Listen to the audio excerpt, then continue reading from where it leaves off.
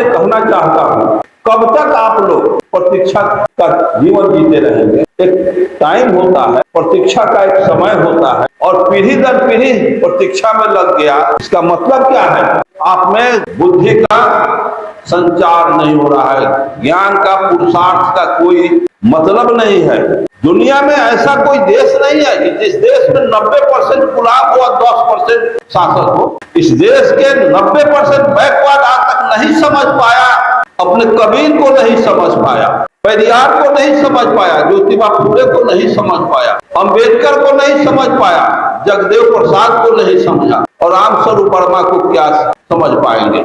और मैं कहूंगा आप लोगों से, मैं कम्युनिस्ट आंदोलन में मैं था। मैं हाई स्कूल में जिस समय पढ़ रहा था, हमारे गांव में 72 घर जमींदारों का है, और वहां के बैकवर्डों को इतना जिल्लत की जिंदगी जीना पड़ता था। 50 से 60 के पीरियड में जूता न पहना, चप्पल न पहना, हड़पा न पहना, खटिया पर न बैठा, चौकी पर न बैठा, चटाई पर न बैठा, और ये जिल्लत पढ़ने लिखने पर पाबंदी, साफ कपड़ा पहनने पर पाबंदी, साइकिल पर चढ़ने पर पाबंदी, इन सारे पाबंदियों का कारण क्या है? क्या कारण था? कितना पाबंदी आप पर लगा दिया गया? इस कारण का निवारण तब होगा कि कारण कोई डॉक्टर जब तक कारण को नहीं समझेगा तो दवा का चुनाव भी नहीं करेगा, बीमारी ठीक हो ही नहीं सकता।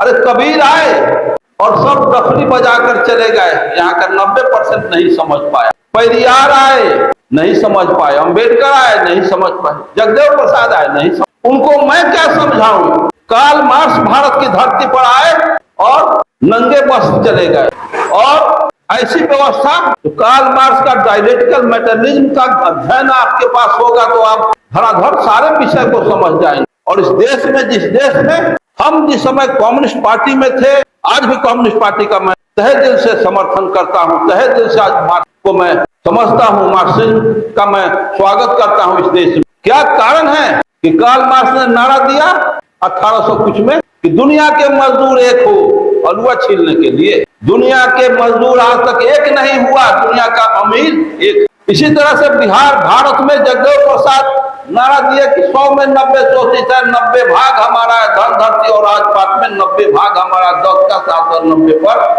नहीं चलेगा, नहीं चलेगा। आज तक क्या हो रहा है? काशीराम चमचा जुग उन्होंने लिखा है, अब मैं कहूंगा कि मैं लिखूंगा तो बेलचा जुग लिखूंगा। क्या कारण है? कारण का पता लगाइए भाई।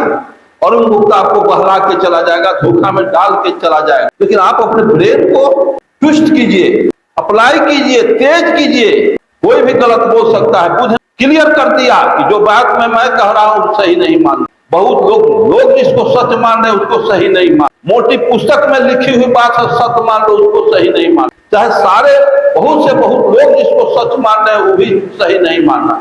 तर्क के कसौटी पर कसो ना भाई, जो खड़ा उतर जाता है उसी को सही मानो। हम आपसे कहेंगे, इस देश में जितने नेता पैदा हुए सब बैकवर्डों के दुश्मन पैदा, अपना हित किए। कबीर पैदा नहीं हुआ तो कबीर ने कहा, बुद्ध पैदा नहीं हुआ, बुद्ध ने कहा, अंबेडकर पैदा नहीं हुआ, भगत सिंह नहीं पैदा, ललई सिंह पैदा नहीं हुआ, रामस्वरूप वर्मा, जगदेव पैदा हुआ क्या? नाम उनका कहेंगे तो पल्ले गोली खाना। ये बिहार, भारत का जो भी नेता लोग हैं बैकवर्डों के, ये सब 420 के धंधा किए हुए। जिस पार्टी में टिकट बेचा जाता हो, वो टिकट खरीद के जीत के जाएगा तो समाज का राष्ट्र कल्याण कर। बलूट चोराई खलवे जाए, कभी संभव नहीं है।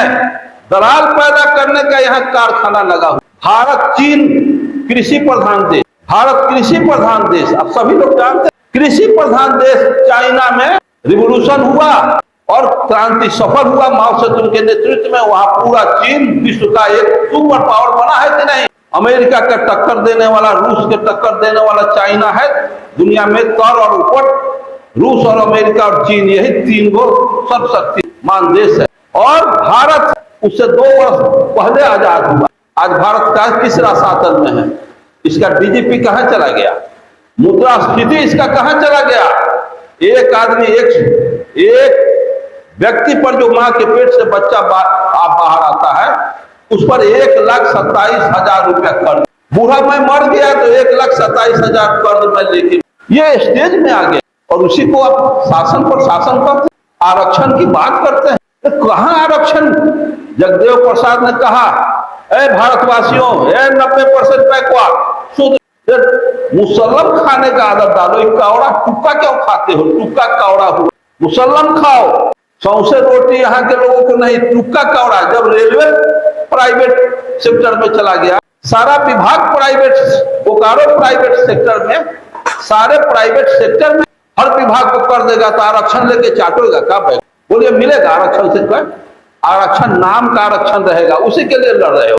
आरक्षण हो जमीन में, संपत्ति में आरक्षण हो, नौकरी से नहीं। जो जमीन को जोते बोए वही जमीन का मालिक हो, इस पर हो जाए फैसला। दरभंगा महाराज का 68,000 एकड़ जमीन है। इस धरती का मूल निवासी गरीब को जमीन घोड़े भर 5 डिसमिल है। ऐसी व्यवस्था। बेतिया महाराज को हजारों एकड़ जमीन है। अब बहुत से यहाँ लोग भीख का कटोरा देंगे, स्टेशन पर भीख मांग रहा है। एक कब पाटोगे जी? चीन में और 1 और 3 का अंतर है। एक आदमी 1,000 यान रखता है तो एक धनी आदमी, वहां का खुशहाल आदमी 3,000 यान का डिफरेंस है, नौकरी में चाहे कोई चीज में। और यहाँ कोई सीमा है? धीरू भाई अंबानी, अडानी हिमालय पहाड़ का इतना दौलत रखेगा, और यहाँ अरुण गुप्ता कटोरा लेके चौराहे पर भीख मांग रहा है। यही बनाना चाहते हो आरक्षण, आरक्षण, आरक्षण।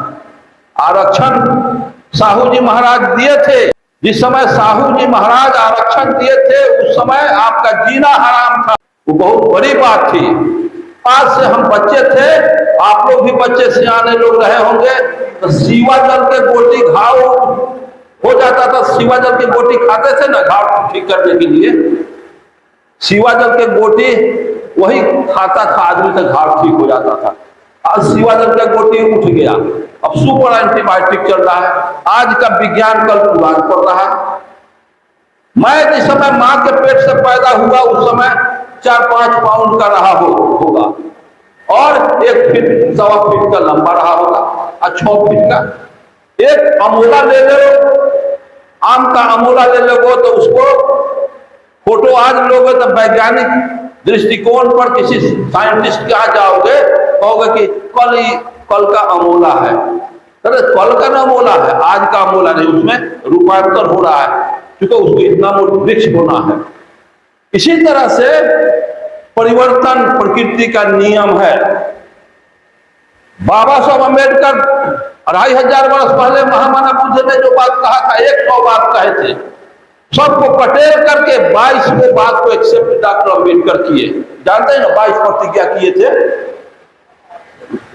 22 को बुद्ध के बातों में 22। फिर आने वाला समय है, बाबा साहब अम्बेडकर 22 को एक्सेप्ट किए थे। आगे आने वाले समय में कोई 16 को एक्सेप्ट कर लेगा, फिर आगे आने वाला समय में इसको खारिज कर देगा। चलो, ये विकासवाद का नियम नहीं। तो ये समझने की जरूरत है।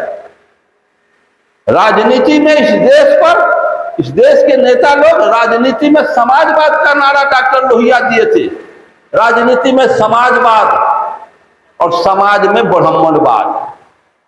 समझिएगा, बहुत गंभीर बात है। राजनीति में चापलूसबाजी का पाठ पढ़ा रहा है समाजवाद का नारा, और समाज में ब्राह्मणवाद का नारा।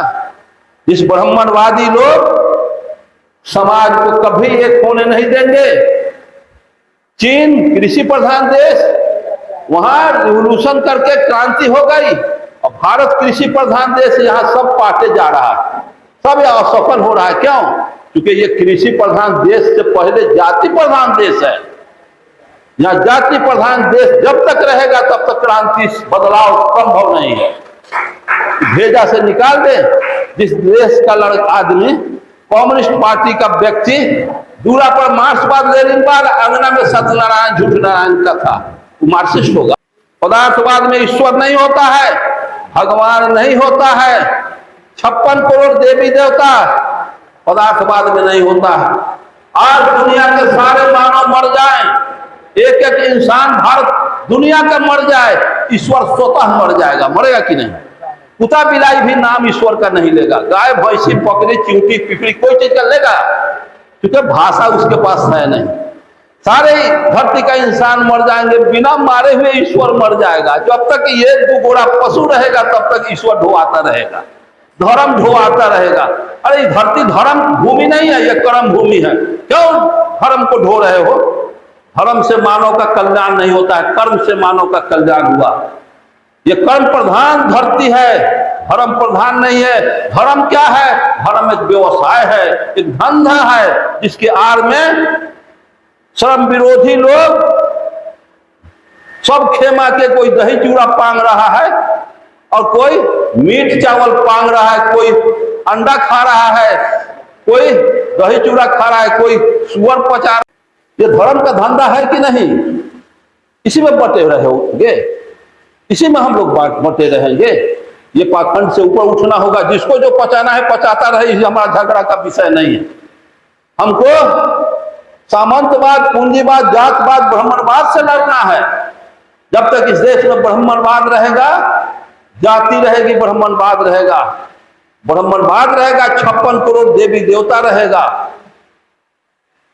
7000 जाति रहेगी, और संभव नहीं है समस्या का समाधान होना। इस देश में समस्या पैदा करने का कारखाना ब्राह्मणवाद है। क्या समस्या है? स्वर्ग है समस्या, नरक है समस्या, जात पात समस्या, छुआछूत समस्या और जाति पाति समस्या है, ऊंच नीच समस्या है, खरवास पचका समस्या है, पूर्व पश्चिम समस्या है। चंद्रमा सूरज काट दिलक, हम लड़का नहीं तो डोम सूरज कटैबा, चंद्रमा के सूरज कट डोम कटैबा, सुने हैं कि नहीं?